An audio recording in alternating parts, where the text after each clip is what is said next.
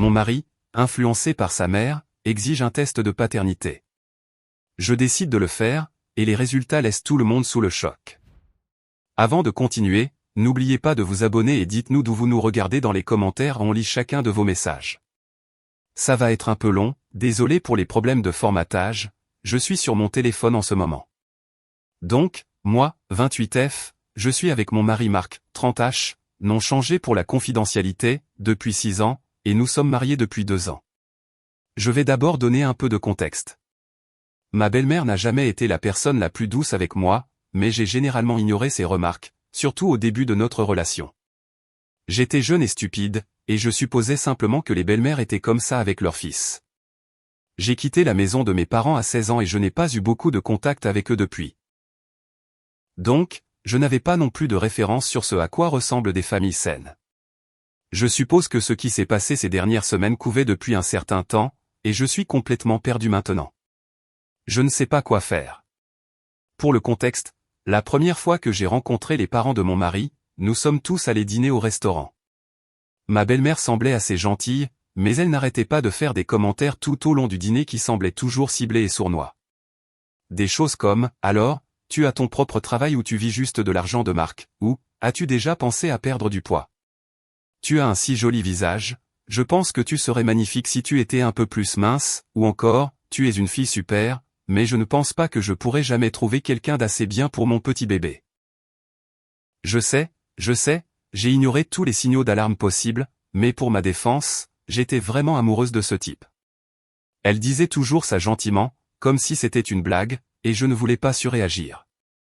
Les premières années de notre relation, son comportement se limitait généralement à des commentaires mesquins et désobligeants sur mon poids, mon apparence, ou le fait que je sortais avec Marc pour son argent. Nous sommes tous les deux dans la même profession et gagnons à peu près le même salaire. Bien qu'il gagne un peu plus que moi, ce n'est pas une somme qui justifierait que je sois une croqueuse de diamants. Ce qu'elle disait me dérangeait au début, et j'en parlais à Marc, qui lui a dit plusieurs fois d'arrêter de dire ce genre de choses, mais ce n'était jamais très grave. Il balayait ça d'un revers de la main en m'expliquant que, comme il est son fils unique, elle est juste un peu possessive. Il ne les voyait pas souvent non plus, car nous travaillions tous les deux et vivions à environ 1 heure de route d'eux. Les choses se sont vraiment intensifiées quand il m'a demandé en mariage. Je ne vais pas vous ennuyer avec tous les détails, mais nos fiançailles et notre mariage ont été difficiles à cause de ma belle-mère. Nous avions invité ses parents à dîner pour leur annoncer nos fiançailles, et sa mère a pété un câble quand elle a vu la bague. Elle a demandé à Marc combien elle avait coûté et est devenue complètement rouge quand il lui a dit le prix.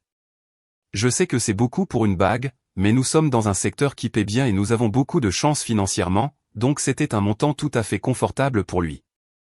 Elle lui a littéralement dit que je ne méritais pas une bague aussi chère et qu'il ne lui avait jamais rien offert d'aussi cher, ce qu'elle méritait puisqu'elle était sa mère. Elle a aussi dit qu'elle ne pensait pas qu'il était vraiment sérieux avec moi, vu que nous sortions ensemble depuis 3 ans à ce moment-là. Marc lui a dit de ne pas être folle et on est resté là, mais le dîner était gâché et tout le monde est parti peu de temps après. Sa mère ne lui a pas parlé pendant 3 semaines après ça. Elle lui a ensuite envoyé un SMS pour s'excuser, disant qu'elle avait juste peur de perdre son « petit homme ». Pendant l'organisation du mariage, elle a essayé de s'ingérer dans la liste des invités et le choix des prestataires et, vous l'avez deviné, elle a porté une robe blanche à mon mariage. Marc m'a soutenu à travers tout ça. Nous avions des mots de passe pour tous les prestataires et il a fait en sorte que sa mère se change au mariage. Notre première année de mariage a été formidable. Nous voulions fonder notre famille et avons commencé à essayer d'avoir un bébé tout de suite. Les choses ont changé quand je suis tombée enceinte à la fin de l'année dernière. Nous avons fait la surprise à mes beaux-parents chez eux en leur préparant un petit panier cadeau avec du champagne, des chocolats et une petite plaque qui disait « Mamie ». Quand ils l'ont ouvert et ont compris ce qui se passait, ma belle-mère m'a regardé et a dit « Tu es sûr que c'est bien le bébé de mon Marc, hein ?» J'étais abasourdi, mais elle a ri et a fait comme si c'était une blague, et la soirée a continué. C'est à ce moment-là qu'elle a commencé à commenter beaucoup plus mon poids. Tu as vraiment pris quelques kilos, n'est-ce pas? Fais attention, ou les yeux de ton mari pourraient commencer à vagabonder, et, je suis restée mince pendant toute ma grossesse avec Marc. Tu devrais vraiment arrêter d'être si paresseuse et faire un effort pour être belle pour mon bébé Marc. Elle parlait de femmes qu'elle connaissait qui faisaient passer l'enfant d'un autre homme pour celui de leur mari, et ça me semblait toujours très ciblé. Elle faisait même des blagues sur le fait qu'elle espérait bien que je ne ferais pas quelque chose comme ça, insinuant en gros que je trompais mon mari. Je détestais ses commentaires et lui demandais toujours de ne pas dire ce genre de choses. Elle me disait de ne pas prendre les choses si au sérieux et que je ne savais pas accepter une blague. Elle a aussi commencé à parler de Lorraine, 30F, l'ex de Marc du lycée, et disait à quel point elle était mince et menue, et qu'elle allait mieux avec Marc car ils sont tous les deux sportifs.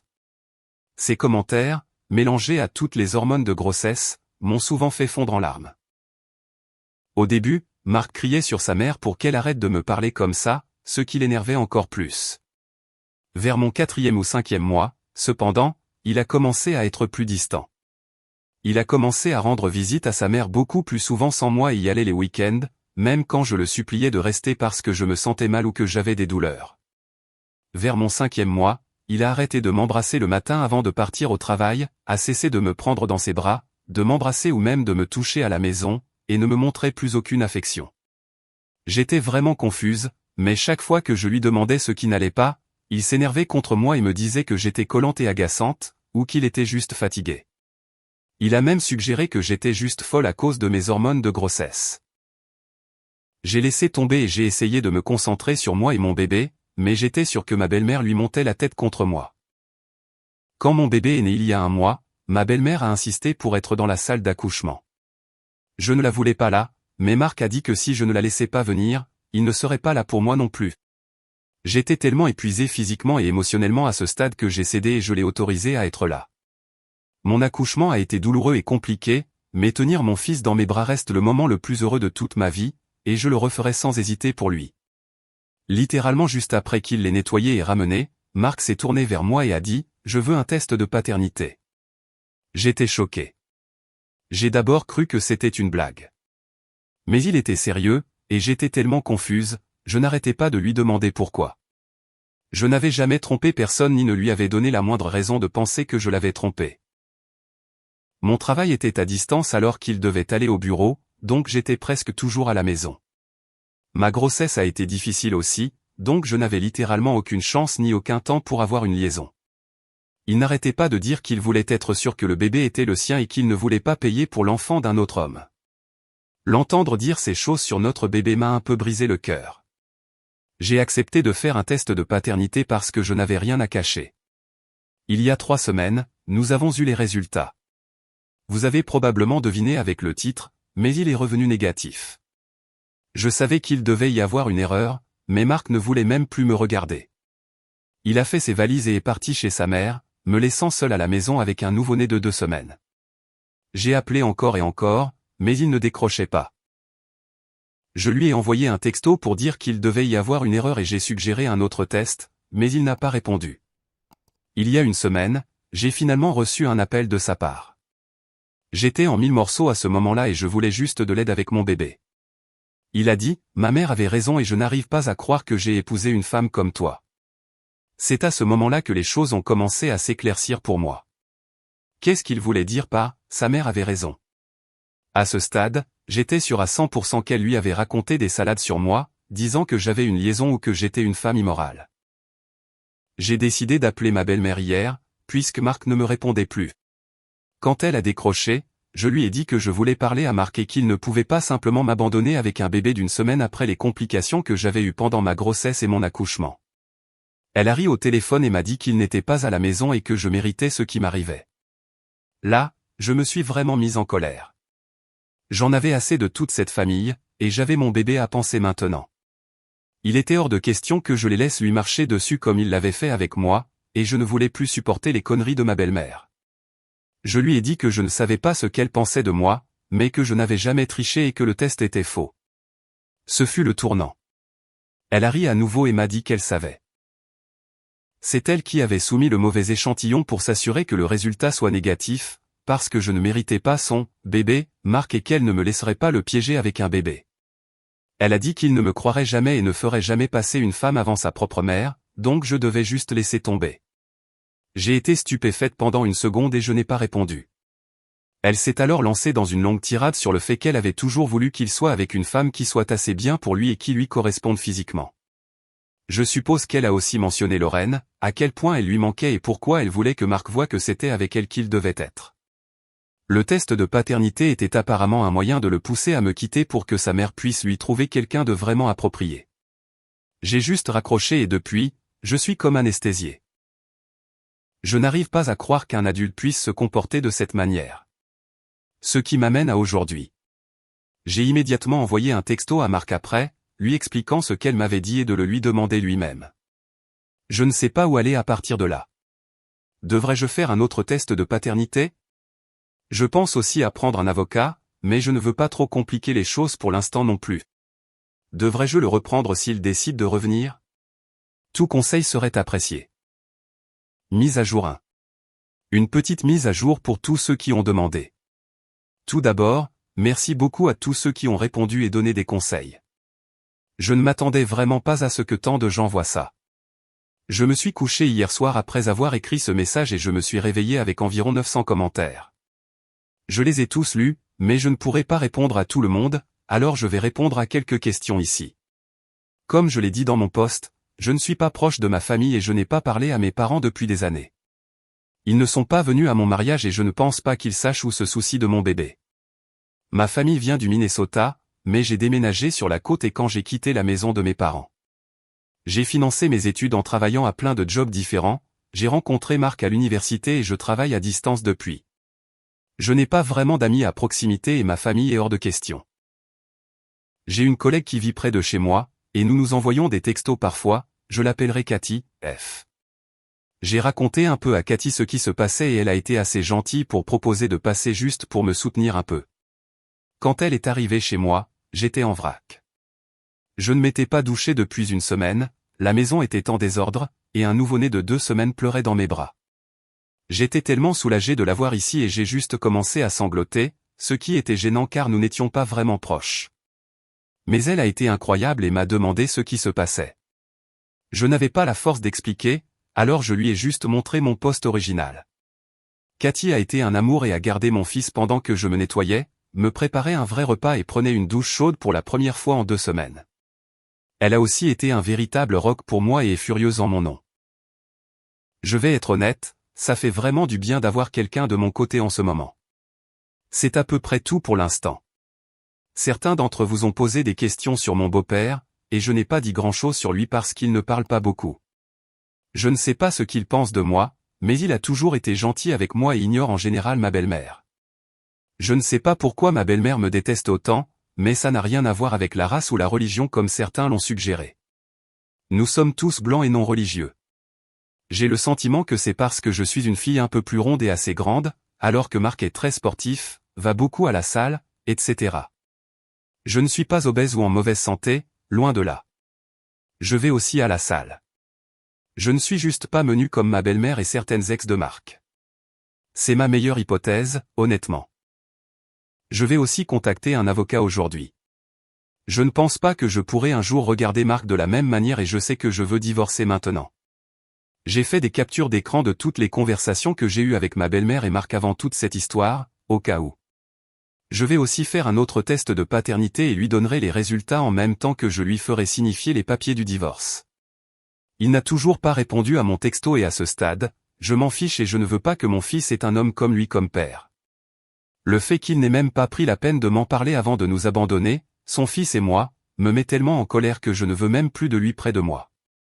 Désolé si tout cela est un peu confus, mais c'est à peu près tout pour l'instant. Mise à jour 2. Bonjour à tous. Ces 2 derniers mois ont été très mouvementés et j'ai reçu beaucoup de commentaires et de messages privés me demandant une mise à jour sur ma situation, alors j'ai pensé que je vous tiendrais au courant. Cela fait 2 mois depuis mon dernier message. Environ 2 jours après ma première mise à jour, Marc est rentré à la maison. J'avais eu le temps de me remettre en ordre et de nettoyer la maison grâce à Cathy, et j'avais parlé à un avocat des procédures de divorce. Marc est arrivé tôt le matin, l'air absolument terrible, parasé et avec des yeux qui semblaient avoir pleuré pendant les 3 derniers jours. Je ne m'attendais pas à le voir. Nous sommes restés là 1 minute avant qu'il ne commence à sangloter en disant qu'il était désolé.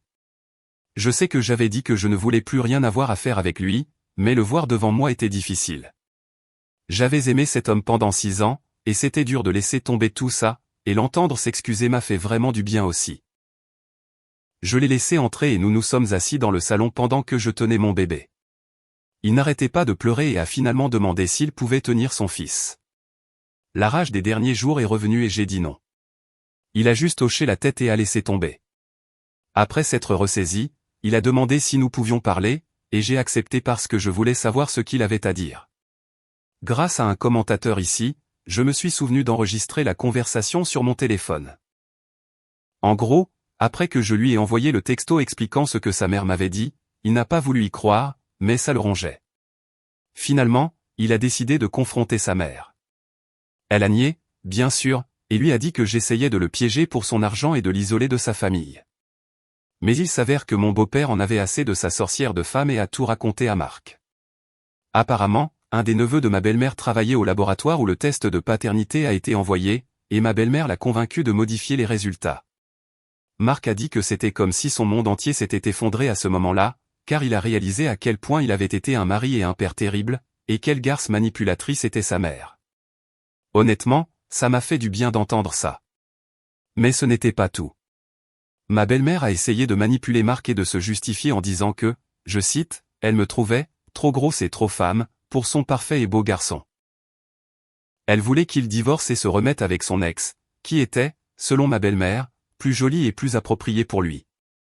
Elle pensait aussi qu'il m'accordait trop d'attention, à moi et à notre futur bébé, et que cela lui prenait un temps précieux. Quand il est allé chez elle pendant mon 4e mois, un de ces jours où je ne pouvais pas y aller, elle avait invité son ex, Lorraine, et a convaincu Marc que j'étais distante et irritable avec lui parce que j'avais une liaison. Comme je l'ai dit plus tôt, j'ai eu une grossesse très difficile, et elle a essayé de le convaincre que j'essayais de lui faire payer pour l'enfant d'un autre homme. Lorraine, qui était menuée, il faut l'admettre, très jolie, en a rajouté, flirtant avec lui à chaque occasion. Marc a admis être tombé dans le piège de la manipulation de sa mère et a commencé à voir Lorraine dans mon dos parce qu'il aimait se sentir désiré. Donc, pendant toute ma grossesse, c'est lui qui avait une liaison. Il a juré qu'ils n'avaient jamais couché ensemble et qu'ils s'étaient seulement fréquentés, embrassés, etc. Comme si ça rendait les choses meilleures. Et il a rompu avec elle la semaine avant que j'accouche, par culpabilité. Après m'avoir tout raconté, il m'a supplié de lui pardonner et de le reprendre, disant qu'il ferait n'importe quoi pour moi. Il couperait les ponts avec sa mère pour toujours si c'est ce qu'il fallait. C'était tentant, et j'ai presque cédé pendant une seconde, mais un regard sur mon fils et je me suis souvenu de tout ce qu'il m'avait fait endurer au cours de la dernière année, comment il n'avait jamais fixé de limite avec sa mère tout au long de notre relation, et comment il avait littéralement eu une liaison puis m'avait abandonné au moment où j'étais la plus vulnérable. Je lui ai dit qu'après tout ce qui s'était passé pendant ma grossesse et après la naissance de notre fils, ce n'était tout simplement pas possible et que je ne le voyais plus de la même manière, ni ne lui faisais plus confiance. Il a pleuré encore un peu, mais a finalement accepté de réserver un hôtel à proximité. Je lui ai aussi dit que je voulais refaire un vrai test de paternité, ce contre quoi il a protesté, mais j'ai insisté. Le rendez-vous a donc été pris pour le lendemain. Eh bien, les résultats sont arrivés 2 semaines plus tard et, devinez quoi, il est le père. S'en est suivi une nouvelle crise de larmes de sa part. Est-ce mal que je me sois senti un peu vengé? La semaine dernière, les papiers du divorce ont finalement été rédigés et je les lui ai fait signifier. Après 2 mois d'enfer, il était anéanti et a essayé de suggérer une thérapie de couple avant de prendre des mesures drastiques, mais j'en avais fini avec lui à 100%. J'ai demandé une division des biens à 50-50e et la garde principale, ce qui, selon mon avocate, sera probablement accordé facilement grâce aux preuves que j'ai sur le comportement de Marc avec notre bébé. Marc aura des visites supervisées les week-ends et ma belle-mère n'a absolument pas le droit de s'approcher de mon bébé. Marc dit qu'il ne contestera pas les termes par culpabilité, et je suppose à juste titre. Mon beau-père m'a contacté le jour où Marc a reçu les papiers pour s'excuser de ne pas être intervenu plus tôt, et je lui ai pardonné car c'est un gars plutôt tranquille d'après ce que je sais de lui et de Marc. Mon beau-père va probablement quitter ma belle-mère aussi. Je ne sais rien d'elle, cependant, elle est bloquée depuis que Marc est arrivé à ma porte. Je vais déménager de notre appartement et, bien que je sois triste et dépassé que mon mariage ait tourné de cette façon, j'ai de l'espoir pour l'avenir. Enfin. Voilà ce qui s'est passé dernièrement. Je ne vais probablement pas donner de nouvelles avant un moment. Il est temps de me concentrer sur moi et mon fils maintenant. Je voudrais juste remercier tous ceux qui m'ont contacté pour des conseils et du soutien. Je suis vraiment reconnaissante et je ne serais probablement pas arrivée aussi loin sans vous. Mise à jour 3. Waouh, j'avais oublié ce compte. Ça fait 1 an que j'ai posté la dernière fois, j'ai supprimé Reddit de mon téléphone et j'ai un peu oublié. Ce sera une courte mise à jour pour ceux qui veulent savoir. Mon divorce va être finalisé le mois prochain. La procédure a été un peu longue car Marc a décidé qu'il ne voulait plus me donner la majorité de la garde et ne voulait plus de visites supervisées. Mon avocate a été redoutable, cependant, et avec les enregistrements que j'avais de son aveu de comportement pendant ma grossesse et après, il y a de fortes chances que j'obtienne ce que je veux. Mon bébé a 14 mois et c'est le plus adorable des petits garçons maintenant. Nous avons déménagé à l'autre bout de l'État et avons un joli petit appartement, et grâce à mon travail, je peux passer la plupart de mon temps avec lui. J'ai aussi commencé à sortir davantage et j'ai rejoint un club de lecture, donc j'ai certainement de nouveaux amis ici aussi. Les choses ont été difficiles avec le divorce, le déménagement et le fait d'essayer d'élever mon fils toute seule, mais je me suis aussi senti tellement mieux sans Marc et sa sorcière de mère pour me rendre la vie misérable. J'aurais dû voir les signaux d'alarme la première fois que cet homme a continuellement fait passer sa mère avant sa propre femme enceinte, mais on vit et on apprend, et je ne referai plus jamais une erreur comme celle-là. Je ne sais pas si je suis prête pour une nouvelle relation, mais pour l'instant, je veux être là pour mon fils autant que possible. Je ne pense pas que je donnerai de nouvelles à nouveau, mais je pense que je suis dans une bien meilleure situation maintenant que l'année dernière, et j'apprécie tous ceux qui m'ont souhaité le meilleur ici.